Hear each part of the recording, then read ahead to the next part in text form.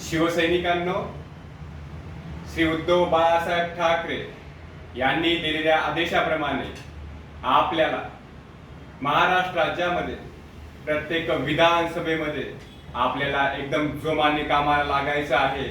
आपल्याला ह्यावेळेस येणाऱ्या निवडणुकीमध्ये श्री उद्धव बाळासाहेब ठाकरे यांना मुख्यमंत्री बनवायचं आहे। यासाठी माझा सर्व शिवसैनिक एकदम जीव तोडून काम करतो आहे। ज्याप्रमाणे संपर्क प्रमुख सांगतात, जिल्हा प्रमुख सांगतात, जे पदाधिकारी सांगतात, त्याचप्रमाणे शिवसैनिकांनी आपापल्या विधानसभेमध्ये काम करायचं आहे। कोण काय बोलतोय याच्याकडे लक्ष देऊ नका। ज्या टायमाला ती वेळ येईल ना, त्या टायमाला जो काय बोलला असेल ना, त्याचा शिवसैनिक बाजार उठवल्याशिवाय राहणार नाही।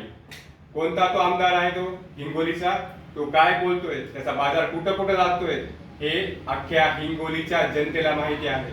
कोण काय बोलतोय याच्याकडे लक्ष देऊ नका, फक्त जोमाने काम करा। आपल्याला श्री उद्धव बाळासाहेब ठाकरे यांना मुख्यमंत्री बनवायचं आहे।